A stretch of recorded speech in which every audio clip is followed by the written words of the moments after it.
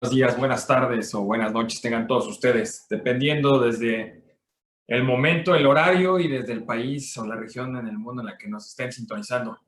Soy un servidor, el doctor Mauricio Corona, y hoy voy a tener el privilegio de estar con ustedes tocando un tema que pues en realidad es sumamente relevante. Viene una perspectiva muy fuerte para nuestra región latinoamericana, ¿no? Evidentemente en países pues tan representativos como lo es Colombia, ¿no? El resto de Latinoamérica, pues la verdad es que tiene mucho impacto. Y el tema que vamos a tocar hoy tiene que ver con el rol de la robótica y la inteligencia artificial en la industria latinoamericana. Quisiera, primero que nada, pues bueno, agradecer a nuestro organismo Redecon, ¿no? Por la invitación, Economía Naranja, por invitarnos a estar en este foro aquí con ustedes. Es sumamente importante para nosotros el estar hoy por hoy, pues bueno, compartiendo esta sesión con ustedes. Y de igual forma quisiera agradecer el espacio, el tiempo, la oportunidad, la invitación al Gran Foro Mundial de Artes, Cultura, Creatividad y Tecnología, pues por darnos este espacio, ¿no? Tan representativo. Entonces, hoy por hoy, pues bueno, me acompañan un par de amigos, ¿no? Son dos de nuestros robots. Hoy por hoy tenemos alrededor de 6 diferentes robots humanoides ya trabajando en México en diferentes actividades. Y pues bueno, vamos a platicar un poquito. Hoy por hoy, pues bueno, van a estar por aquí acompañando. Y entonces lo que voy a hacer es compartir la presentación con la finalidad de que ustedes también la puedan ver. Y vamos a ponerla, ahí está, perfecto. Entonces confío en que por ahí la están viendo hoy por hoy. Entonces, como comentamos, el tema es sumamente importante, el rol de la robótica y la inteligencia artificial. Entonces, quisiera comenzar la sesión y la presentación. Primero, algo que tenemos que trabajar muchísimo en la perspectiva latinoamericana. Eh, Hoy por hoy, pues nosotros sabemos, la tecnología está cambiando de manera muy rápida, pasos agigantados. Desafortunadamente, y esto es a nivel mundial, las organizaciones cambian muy lento y la cultura organizacional cambia aún más lento.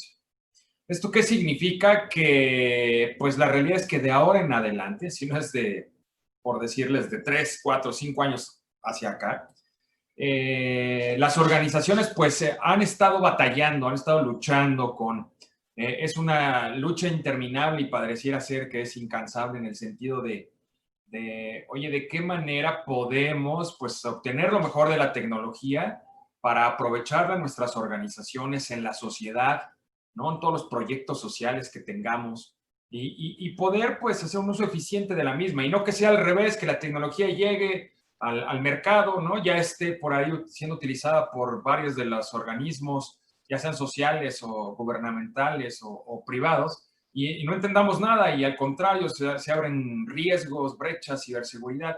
Entonces tenemos que estar muy conscientes de esta perspectiva. Este es el ciclo, el Hype Cycle, el ciclo de Gartner Group. Gartner Group, para los que no lo conocen, es uno de los organismos más respetados en temas de investigación a nivel mundial en temas tecnológicos. Y ellos tienen sus famosos Hype Cycles, ¿no? Entonces es desde que ellos nos dicen, oye, pues mira, esto vamos a ver del lado izquierdo, ¿no? Tenemos toda la parte del disparador o el trigger en innovación. Es decir, que hay muchos aspectos en el mercado que están ejerciendo presión para que varias compañías se estén dedicando a desarrollar ese tipo de tecnologías. Llegan como tal al punto máximo en la expectativa. De repente viene algo que es del desilusionamiento, ¿no? La realidad es que esto es algo que nos pasa comúnmente y que tenemos que estar muy ciertos. Si bien Latinoamérica, pues inclusive es una potencia muy interesante y mundial en temas, por ejemplo, de robótica, ¿no? Nuestros alumnos en las universidades pues, salen a competir y regresan con los primeros lugares. Pues bueno, muy pocas veces ese tipo de productos, de proyectos se materializan y llegan a la industria, ¿no? En específico para ayudar ya sea a un tema social o a un tema gubernamental o la iniciativa privada. Eso es a lo que le llaman la curva del desilusionamiento. Y después viene ya el plató, ¿no? Toda la parte digamos, ya en el momento, la meseta, ¿no? En la que pues ya todos los proyectos, las tecnologías se empiezan a consolidar. Este es en específico un hype cycle para tecnologías emergentes.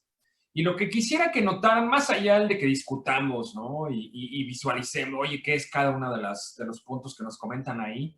Lo que quisiera que notaran, que hiciéramos énfasis es en cuántos de estas tecnologías están basadas en inteligencia artificial, ¿no?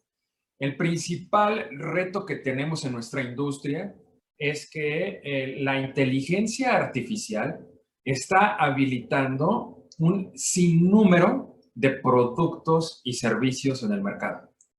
Entonces, si no estamos preparados como región para poder entender qué es inteligencia artificial y sobre eso construir, pues imagínense qué es lo que nos espera, ¿no?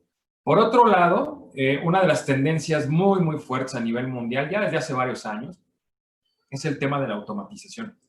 Los países con más riesgos en pérdida de empleos derivados de automatización son los países emergentes, como lo somos pues México, ¿no? Colombia, el resto de Latinoamérica, África, bastantes países por ahí, ¿no?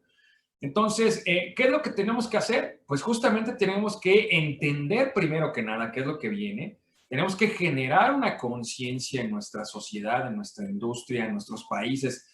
Y yo siempre digo nuestra región, porque como región Latinoamérica somos un bloque muy, muy importante a nivel mundial. Entonces, hay que entenderlo y esta concientización lo que nos va a llevar es a impulsar a desarrollar competencias en las personas, en las culturas organizacionales, en nuestra sociedad. ¿Con qué finalidad? Para que estemos listos para abordar este tipo de temas. Uno de los principales mensajes que les quiero dar es que la inteligencia artificial y también de igual forma la robótica no es, lo dicen nuestros compañeros norteamericanos, ¿no? Dicen rocket science, ¿no? No es una ciencia que tú digas, no, es que es totalmente imposible y tengo que estudiar 10 años de mi vida para entender qué es inteligencia artificial. No, no funciona así. La realidad es que inteligencia artificial es un término que se acuñó desde hace 70 años. En los 50 ya se hablaba del término de inteligencia artificial. Entonces vamos a platicar un poquito de esto y lo que quiero es que nos quitemos esta parte de la cabeza, ¿no? De no, la inteligencia artificial, la robótica solo para países desarrollados. Aquí es por eso una de las principales muestras y por eso están aquí un par de robots humanoides conmigo. Los robots humanoides ya están en Latinoamérica y ya están atendiendo diferentes necesidades. Entonces, esto ya es una realidad, no es algo que es solamente específico a ciertas industrias o ciertos países, ¿no?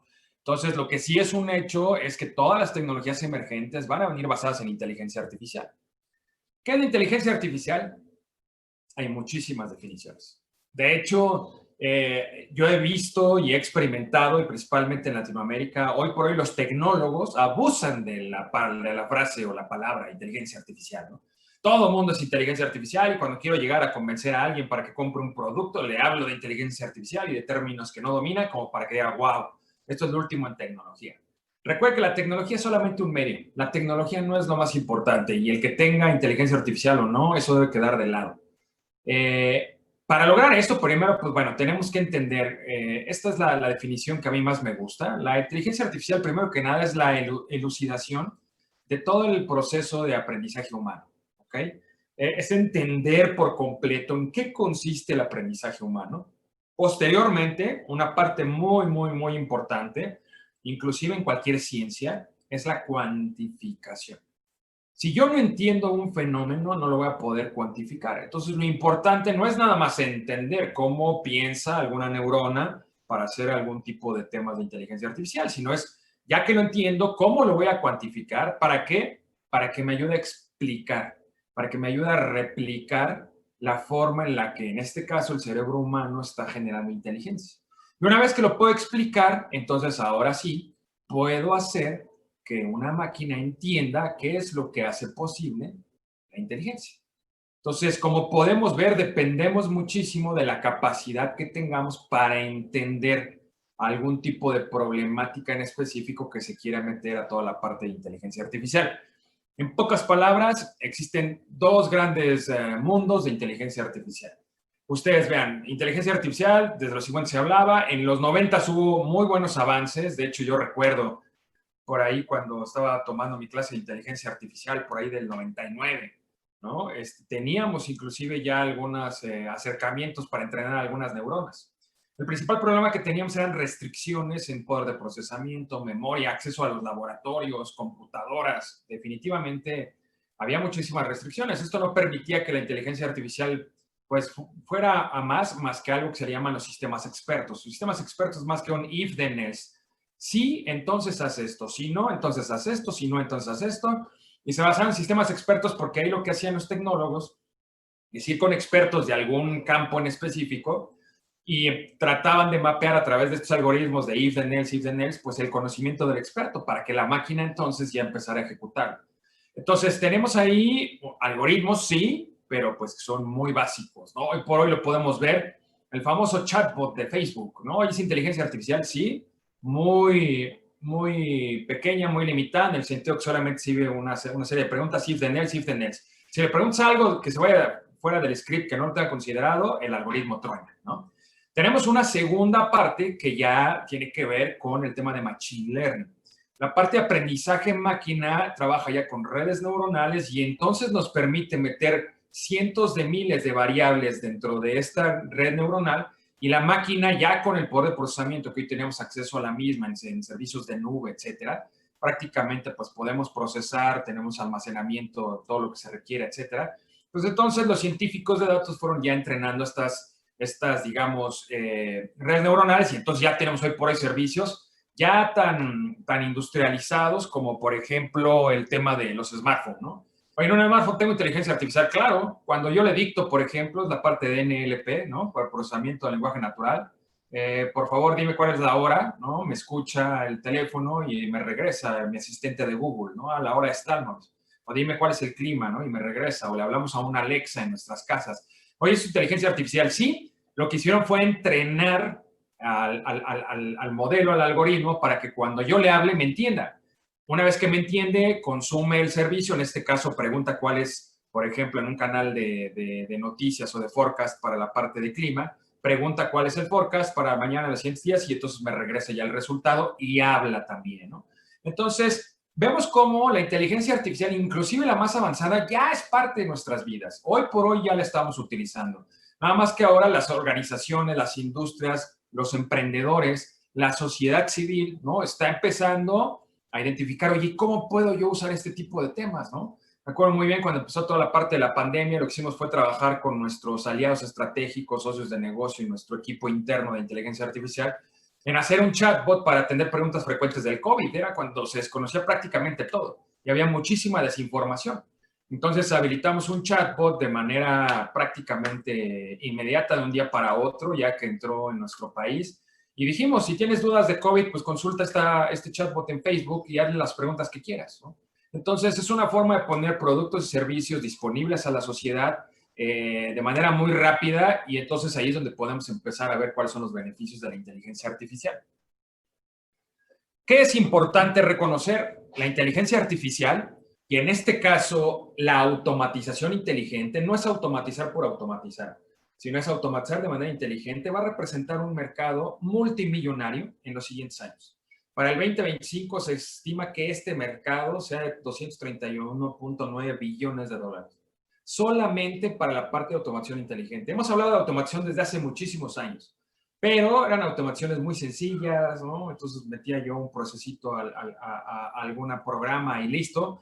Ahora ya los algoritmos son muchísimo más avanzados y nos permite, por ejemplo, tener Robotic Process Automation. Hemos hecho muchísimos proyectos de Robotic Process Automation.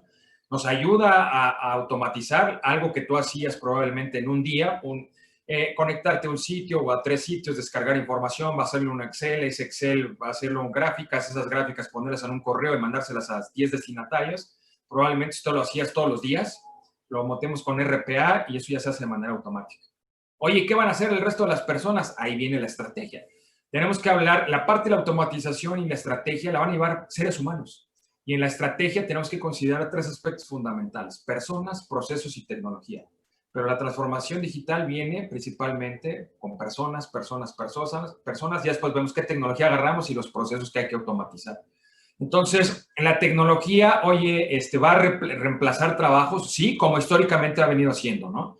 Desde el invento de la luz, por ejemplo, toda la industria que giraba alrededor de las velas y después de las velas del gas, ¿no? Después vino ya otro tipo de energía, que era la parte de la luz, y entonces se cambió. El principal problema que tenemos ahorita es que experimentos y ahora invenciones tan disruptivas, pues no se hacen cada 10, 15 años como cuando pasaba antes, ¿no? Que del radio, que la televisión, que bueno, hasta lejos los ascensores, ¿no? Las telefonistas, ¿no? ¿Cuántas personas necesitábamos abajo de un edificio para yo solamente estar haciendo la interconexión de llamadas? Llegan los conmutadores y a todos los telefonistas pues desaparecieron. Entonces, desaparecieron como telefonistas, pero eso no significa que hayan desaparecido de la faz de la Tierra ni que hayan dejado de trabajar.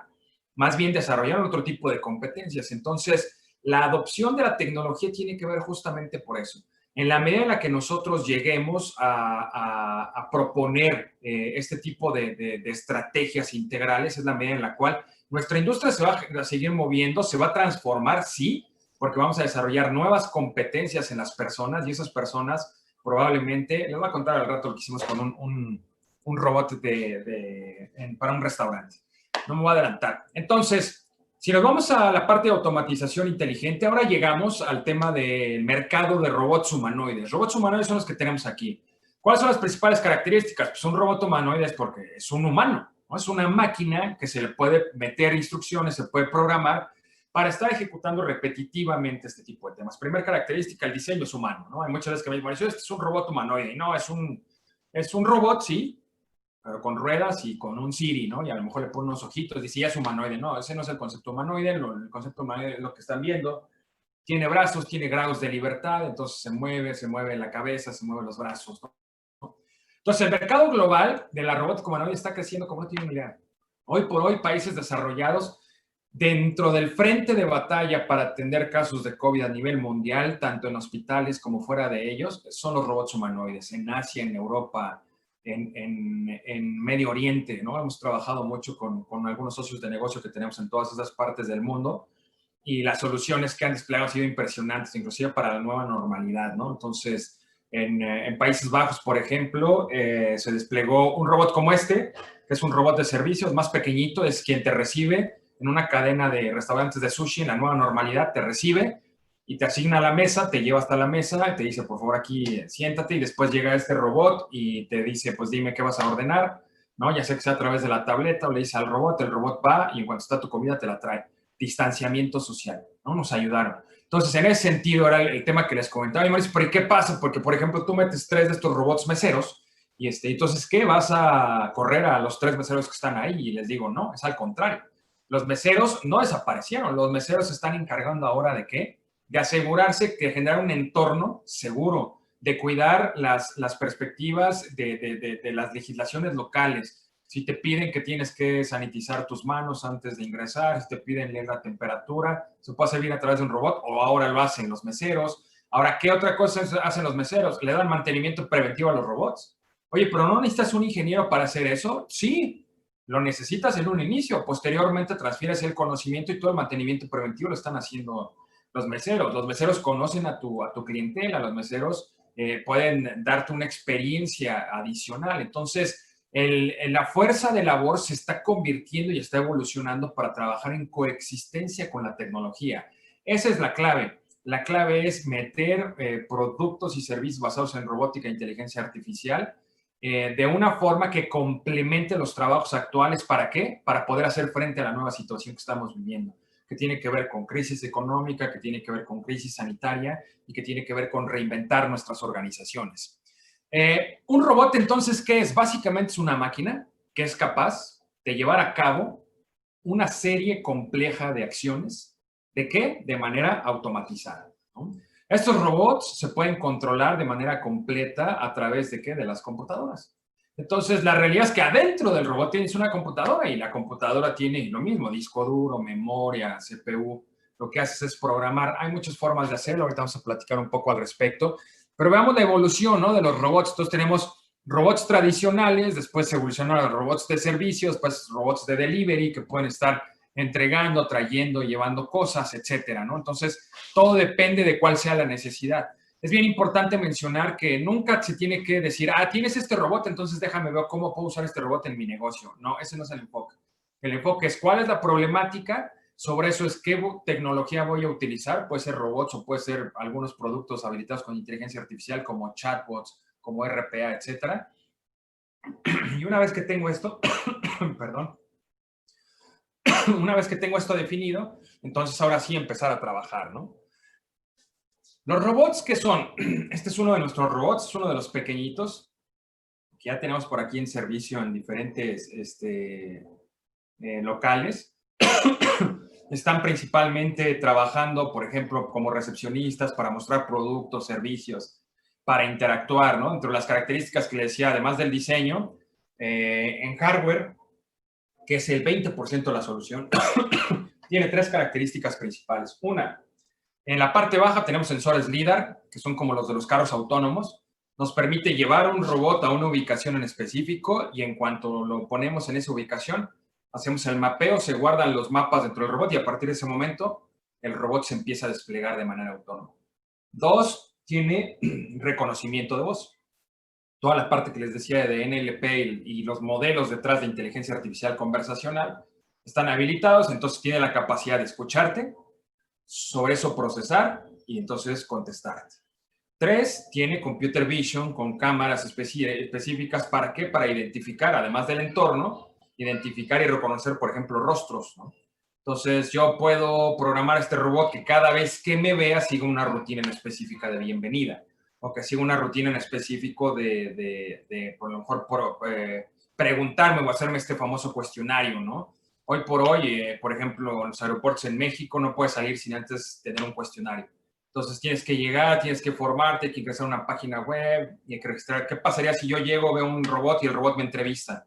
Y en cuanto me entrevista, me dice adelante, escaneo el código QR y paso directamente a las salas, ¿no? Sería una forma, por ejemplo, de eficientar. Entonces el robot está interactuando, evidentemente no hay riesgo de contagio y entonces tengo muchísimo más interacción y más rápido. Por otro lado, lo que necesitamos es software, ¿no? Necesitamos la inteligencia artificial. La inteligencia artificial se programa. Entonces, un robot humanoide tiene que ver con muchísimo desarrollo en la parte de inteligencia artificial. Adicionalmente a esto, tenemos en nuestra industria, pues, qué vivir y qué convivir y qué considerar que también es un hecho que en la parte de la robótica, por ejemplo, podemos tener exoesqueletos. Los exoesqueletos están ayudando para tareas, pues, muy complejas, para tareas que desgastan el cuerpo humano, pero ha sido bien interesante hablando con gente que tiene algún tipo de problema físico, ¿no? Que son parapléjico, que no pueden mover alguna extremidad, etcétera. Ellos me dicen, Mauricio, es que para nosotros la robótica no solamente pues, significa tecnología, para nosotros lo que significa es el poder tener superpoderes, ¿no? Podernos mover, poder soportar 10 veces más peso que el que tiene tu cuerpo, por ejemplo, poder hacer muchas de las otras cosas. Entonces, este tipo de exoesqueletos ya se utiliza mucho en nuestras industrias. En México se utiliza bastante en estas líneas de producción. Tenemos prácticamente fabricación de autos de todas las marcas del mundo. Entonces, dentro de las fábricas, pues bueno, hay muchas personas que están, por ejemplo, atornillando, viendo desde abajo el chasis de un automóvil. Están todo el tiempo con los taladros, ¿no? ¿Qué hacen? En lugar de estar así, estarían cansando. Tienes un exoesqueleto, el exoesqueleto te recargas y ahí tú estás trabajando fácilmente, ¿no? Entonces, en cuanto te mueves, tienes un apoyo. Entonces, aumenta como tal las capacidades del ser humano. Por otro lado, históricamente hablando, yo diría que tienen más de 40 años, tenemos robots industriales, 40 años, pero ya con una adopción plena en nuestra industria. Desde todos estos temas de automatización, temas de calidad en Japón, ¿no? Toyota Kata, todos este tipo de temas, pues bueno, la parte de los procesos de calidad están muy bien diseñados y eran ejecutados por brazos industriales. Estos brazos industriales hoy por hoy siguen existiendo y han evolucionado hasta temas de cobots, estos famosos brazos que son muy, muy específicos y en un futuro cercano van a ayudar a un cirujano a estar haciendo la cirugía a distancia. Van a estar ayudándonos, por ejemplo, hoy lo podemos ver desde una cafetería 100% automatizada. Yo puedo poner un par de cobots para que estén sirviendo el café todo el día. Puedo poner un robot de estos para que esté recibiendo a la gente a la entrada de la cafetería y asignando la mesa. Y puedo poner un robot esto para que el cobot le ponga el café en las charolas y lo lleve de manera automática a todo el restaurante. Y podría tener un negocio 100% automatizado. Imagínense lo que eso significa. Imagínense que ante un tema de contingencia, que se dice, se van a cerrar los restaurantes, pues tú digas, pues el mío puede seguir operando, ¿no? Y evidentemente, pues el siguiente reto es nada más que los comensales entren y salgan siguiendo una sola ruta para que no haya infecciones entre ellos. Pero eso significa que tus centros podrían estar abiertos. Ahora, si esto lo extrapolamos a un tema médico, entonces imagínense los hospitales cómo podrían estar operando 7 por 24 en áreas muy complicadas y con mucho riesgo a través de robots. De tal forma que, ¿qué? Estaríamos salvando vidas, ¿no? Son el tipo de temas que necesitamos identificar y ubicar, ¿no? Hay humanoides muy avanzados. Este es uno de ellos. Este humanoide se llama Walkman, ¿no? Hay otros tantos, pero estoy muy seguro que han visto ya los de Boston Dynamics, que son desde un perro hasta ya humanoides muchísimo más complejos. ¿Dónde nos damos cuenta del grado de complejidad? Vean los brazos. Los brazos casi es un cobot por brazo. Tiene muchísimas articulaciones, que son muchos grados de libertad. Adicionalmente, vean las piernas. Esto significa que no hay una restricción inclusive con escaleras. Estos robots, los que tengo aquí a mi espalda, pues son robots que tienen ruedas, ¿no? Entonces, necesitas que sea un espacio plano y que esté bien mapeado para poderte ya mover, ¿no? En este caso, estos no son de esta forma, pero pues la tecnología ya está y son robots que ya se pueden adquirir y que digamos que ya están entrando en ciertos países. Nada más es cuestión de tiempo, ¿no? Es cuestión de tiempo para que lleguen a Latinoamérica y también, ¿por qué cuestión de tiempo? Porque mientras más grados de libertad le pones a un robot, el costo viene siendo exponencial, ¿no? Entonces, hoy por hoy esto es algo que tenemos que cuidar nuestros modelos de negocio, ¿no? Y hoy más que nunca. Tenemos que ver cómo yo puedo implementar y adoptar tecnología avanzada, pero con un costo-beneficio. Definitivamente yo no podría lograr grandes cosas si los costos son estratosféricos, ¿no? Si yo traigo un proyecto que tiene un enfoque social, tengo presupuesto muy limitado, ¿puedo utilizar este tipo de tecnología? Sí. Y ahí es donde justamente hay que analizar el caso en específico para que sobre eso lo mapeemos a qué tipo de robot, por ejemplo, podría ser el más adecuado. Entonces, eso lo tenemos que trabajar mucho. Robots en ingeniería, pues también hay muchos casos y vean cómo hoy por hoy en la parte de ingeniería civil se utilizan bastante. ¿Para qué? Para trabajo rudo, pesado, en zonas muy peligrosas, ¿no? Han mandado muchos de estos robots, por ejemplo, en zonas donde todavía hay minas activas, en drenajes profundos, ¿no? Digamos, lugares muy complicados para trabajar. Entonces, este tipo de robots pueden estar haciendo, pues, bastantes de estas labores. ¿Para qué? Para mantener a salvo, ¿no? Imagínense, pues bueno, desafortunadamente, ¿no? Por ejemplo, cuántas pérdidas humanas hemos tenido en minas, ¿no? ¿Qué pasaría con esto? No digo, ay, es que hay que entrar puro robot y que ya los mineros no existan. No, los mineros pueden existir, pero ¿qué pasaría si en los lugares más peligrosos o con más riesgo empezamos a trabajar con los robots? Ya una vez que identificamos que en ciertas partes de la mina ya hay mayor seguridad, ya tenemos cierto tiempo, no ha habido derrumbes, etcétera, y ya están muy bien apuntalados y apalancados por digamos, cimentación que construyeron los robots, pues bueno, entonces a partir de ese momento ahora sí entra el minero a hacer el resto del trabajo, ¿no? Entonces, veamos el impacto y todo lo que podría tener de beneficios para nuestras sociedades, ¿no? ¿Qué estamos viendo? Estamos viendo ya una integración. ¿Integración de qué? Del humano con la máquina. Este es un ejemplo de ellos. Aquí tenemos un robot bien particular porque tiene las características, digamos, de puede escuchar, puede hablar, ¿no? Y su interfaz es así de sencilla como una tableta con ojos que están interactuando con una persona. Tienes un cobot, tienes un brazo como tal que es muy preciso y en este caso lo que tiene es, dentro del taladro es una pluma. ¿Por qué? Porque la persona que va en el lado izquierdo es una persona, es un pintor, y lo que está haciendo es manejar este brazo mecánico a través de ¿qué? A través de neuroseñales. Este gorro que le pueden ver por aquí con diferentes sensores, lo que está leyendo es justamente todas las instrucciones que le da el cerebro a su mano. Entonces, él solamente se está imaginando cómo dibujaría o cómo haría un trazo y al imaginárselo manda la señal al robot y el robot está siendo controlado, ¿por qué? Por su mente.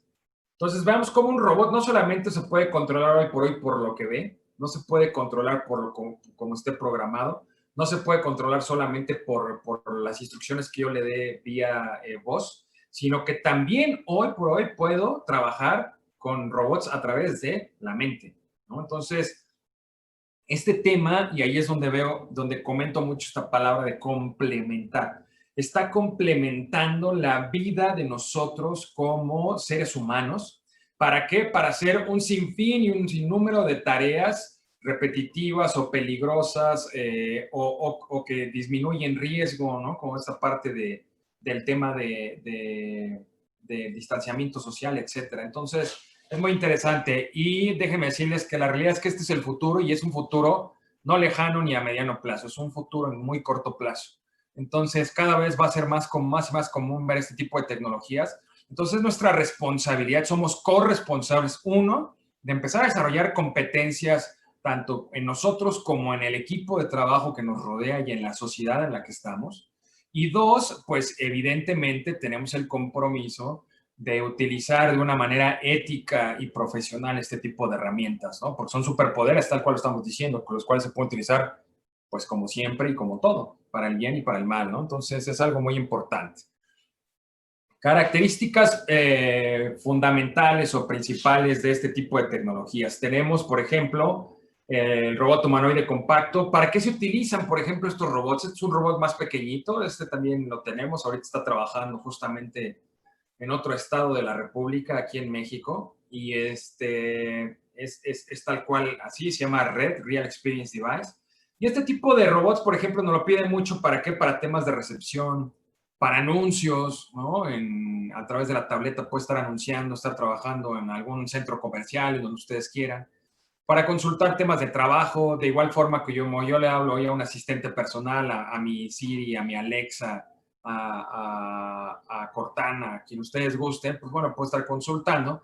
Trae reconocimiento facial, como pueden ver en la parte superior de la cara, ¿no? De la cabeza, tiene ahí una cámara que está posicionada pues estratégicamente para estar viendo hacia el frente. Entonces, a través de ellos yo puedo tener un reconocimiento facial y esta parte es importante porque con base en eso yo puedo generar diferentes algoritmos, ¿no? Puedo generar inclusive algoritmos para que el robot identifique quién está utilizando hoy por hoy un cubrebocas o mascarilla, ¿no?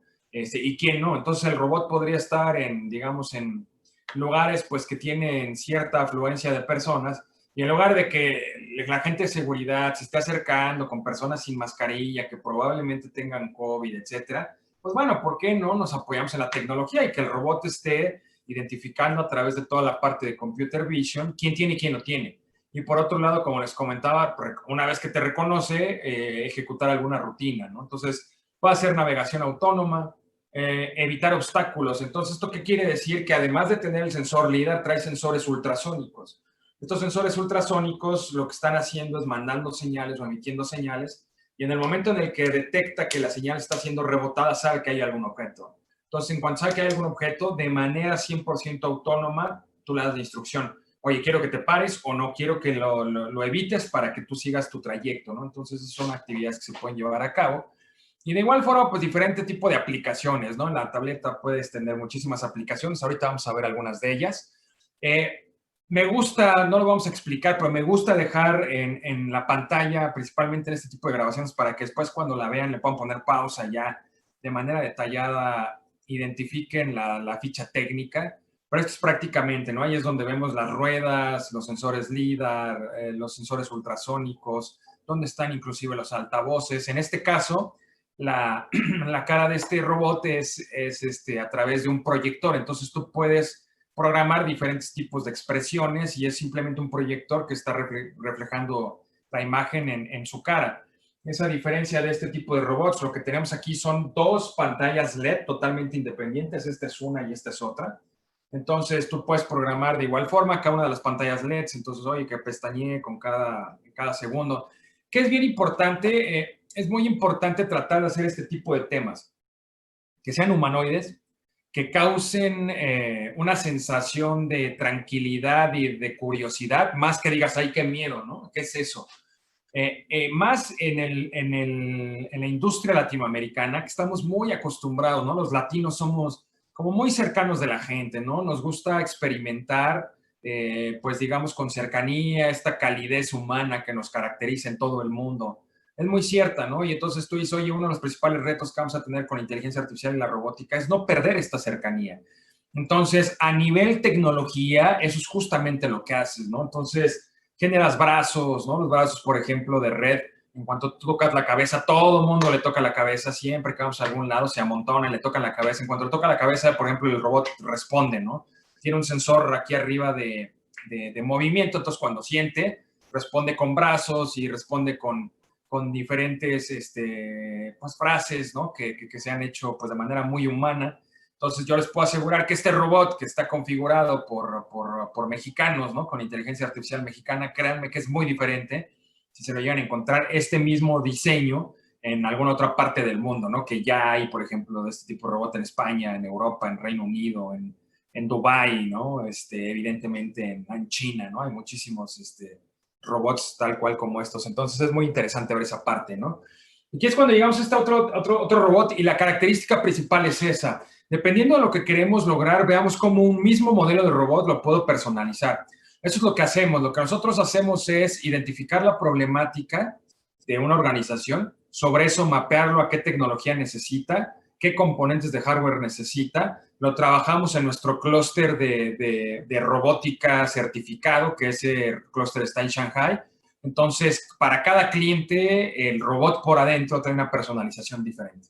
Dependiendo qué es lo que necesitemos, si necesitamos cámaras 3D, por ejemplo, necesitamos sensores LIDAR, o si queremos mover la parte con autonomía a través de cámaras, ¿no? Todo depende, y entonces lo que hacemos es solicitar específicamente el ensamblaje con ciertas características, supervisamos que esto se lleve a cabo con la máxima calidad. Una vez que se termina, lo traemos a la ubicación, en este caso es México, pero también ya estamos llevando algunos robots a Ecuador, y muy próximamente pues al resto de Latinoamérica. Y entonces esa es la parte, ya una vez que llegan, entonces empezamos con toda la parte de la configuración, con el otro 80% que comentábamos, que es el tema de configuración de todos los modelos de inteligencia artificial. Entonces yo puedo pedir desde que venga con una tableta diferente, que los brazos se muevan, que no se muevan, que vengan fijos, ¿no? Todo eso tiene un impacto directo en la experiencia del cliente, pero también en el tema del presupuesto, ¿no? De cuál es el costo del robot en específico. Este es el robot mesero inteligente, que es justo el que tenemos acá. Y estamos muy orgullosos porque este robot es uno de los 10 robots premiados en China en la lucha contra el COVID. Lo utilizan principalmente, históricamente lo habían venido utilizando en restaurantes, pero ahora lo están utilizando en todos los hospitales COVID de China. ¿Para qué? Para que este robot esté entregando medicinas, esté llevando comida a las habitaciones con enfermos con COVID y de esta forma lograr el distanciamiento, ¿no? social que estamos esperando y principalmente pues con el cuerpo médico, ¿no? Que ahí es donde más nos preocupa, ¿no? Comprar un robot es una decisión financiera, eso solía ser con los robots industriales. El día de hoy, comprar un robot es más una decisión de qué experiencia al cliente le queremos dar y, por otro lado, el deleite, ¿no? Que viene con muchas metodologías, temas de filosofías de customer experience. Detrás de la adquisición de un robot es primero hay que entender todo el panorama y hasta el último es seleccionar qué tipo de robot es. Entonces, no se empieza al revés de, este es el robot al que tengo acceso y por lo tanto. Entonces, por eso nosotros trabajamos con cualquier tipo de robot y armamos las estrategias antes de decidir va a ser con este o va a ser con aquel, ¿no? Esa parte es bien importante. ¿Cuál es el paso número 1 para identificar qué tipo de modelo de inteligencia artificial de algoritmo? Y por otro lado, ¿qué tipo de robot? Es hacer el mapeo del Customer Journey. Sobre el punto en el que querramos meter tecnología es donde hacemos el análisis, ¿no? Esto lo hacemos con RPA, esto lo hacemos con chatbots, esto lo vamos a hacer con un modelito de inteligencia artificial, esto lo vamos a hacer con robots humanoides, con el de delivery, con la parte de un robot de servicio, ¿no? Pudiera ser con un robot más pequeño, solamente queremos hacer algunas otras cosas, ¿no? Entonces, esos temas son bien importantes considerar. Tenemos una página donde tenemos grabados ya varios casos de uso. Red que les comentaba, ahí hicimos todo un mapeo de Customer Journey de una consulta médica en un hospital en el sur de la Ciudad de México. Entonces, en el canal de YouTube, ahí van a poder ver todos los casos de uso que estamos haciendo. Estamos liberando constantemente. También estamos liberando ya temas de autonomía en los carros, ¿no? Cómo están funcionando ya en Latinoamérica, carros autónomos. Estamos ya haciendo ahorita pruebas sobre nuevos productos y servicios en toda la parte de realidad virtual y realidad aumentada. En ese canal van a poder ver todo ese tipo de temas. Entonces van a ver muy importante en específico en este video cómo se mapea y ustedes pueden ir contando y hay alrededor de 10 puntos de interacción en el Customer Journey. Y ahí hay que preguntarnos ¿cuál quieres automatizar? Porque quieres todos perfecto, entonces habría que hacer un desarrollo más complejo, probablemente meter más robots, ¿no? Siguientes temas que tenemos que considerar ya con la parte tecnológica es cómo van a estar configurados, dónde van a estar los algoritmos de backend. Por ejemplo, si lo quieres en retail, tu backend va a estar en la nube, ¿con qué tipo de nube? Lo vamos a meter con Azure, lo vamos a meter con AWS, ¿tienes tú alguna otra preferencia? ¿Tienes un proveedor de servicios de nube local? ¿Cómo lo vamos a manejar? Hay ventajas y desventajas, y por otro lado también lo que hacemos es, muchas veces hay algoritmos que no necesitan ni siquiera estar en la nube, sino que podamos habilitar a un robot para evitar, por ejemplo, el que tenga que estar conectado en tiempo real a Internet, ¿no? Esa es otra restricción que encontramos en Latinoamérica y es muy común. Entonces, tenemos que estar listos para que si queremos específicamente un punto en específico del Customer Journey donde no haya Internet, pues bueno, tenemos que hacer desarrollos diferentes en la parte de la inteligencia artificial. Y son las grandes cantidades, ¿no?, de aplicaciones. Son aplicaciones diferentes, con modelos diferentes, con integraciones diferentes. Algunos se pueden conectar a su ERP, algunos a su CRM, algunos a su herramienta de IT Service Management, desde el Service Desk, cómo levantar tickets, ¿no? Se pueden hacer muchas cosas, todo depende cuál sea el caso de uso. Entonces, son los desarrollos que vamos haciendo y esta parte, por eso les comentaba, que es el 80-20, ¿no? El 80% es sobre la parte de aplicaciones que hay que ir desarrollando porque cada aplicación evidentemente va a ir personalizada. Algo muy importante es que los robots vengan con estándares abiertos. Por ejemplo, estas pantallas son Android, ¿no? Fácilmente programables. Si ustedes ya tienen una aplicación en Android, fácilmente se descarga y se instala. Y eso es parte de lo que buscamos en el tema de la robótica, habilitarlo rápidamente. En un futuro cercano, y les digo cercano porque estas son estadísticas inclusive de cómo ha venido evolucionando la nube con servicios para robótica, inclusive para drones, para las famosas aspiradoras autónomas. Hoy por hoy ya existe un cloud robotics, ¿no? El crecimiento de los dispositivos de robots ya es de varios cientos de miles de dispositivos.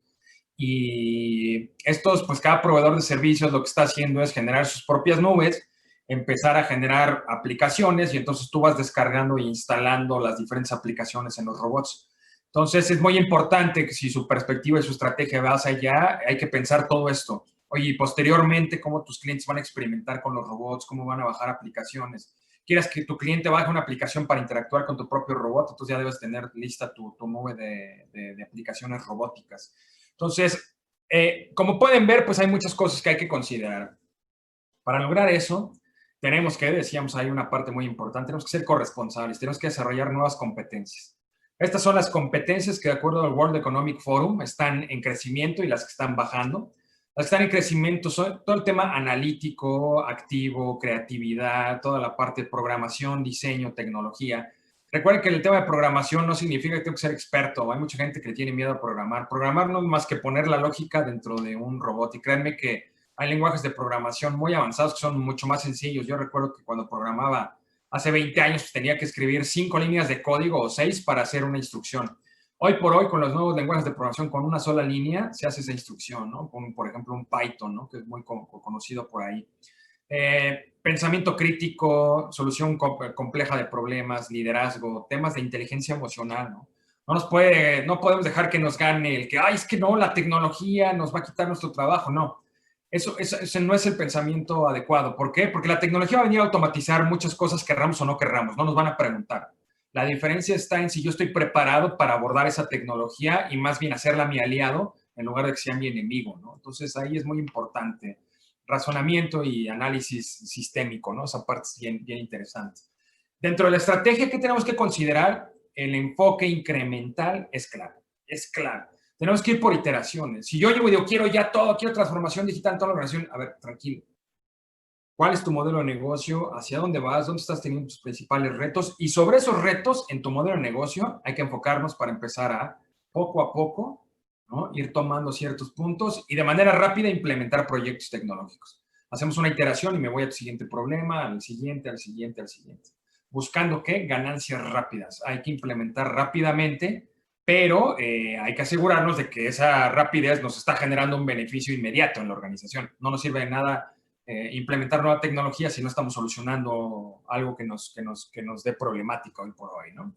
Entonces, básicamente esta es la presentación que tenía preparada para ustedes el día de hoy. Insisto, mi agradecimiento principalmente a Redecon por la invitación. Hemos trabajado con ellos pues ya desde bastante tiempo, y más especialmente en el tema de prepararnos para esta sesión. Ahí está mi correo electrónico. Cualquier pregunta, cualquier comentario lo pueden hacer a través de ellos, de Redecon, o escribirme y con mucho gusto los contactamos a través de Redecon para que empezamos a trabajar en cualquier tipo de necesidad que tengan. Muchísimas gracias y hasta la próxima.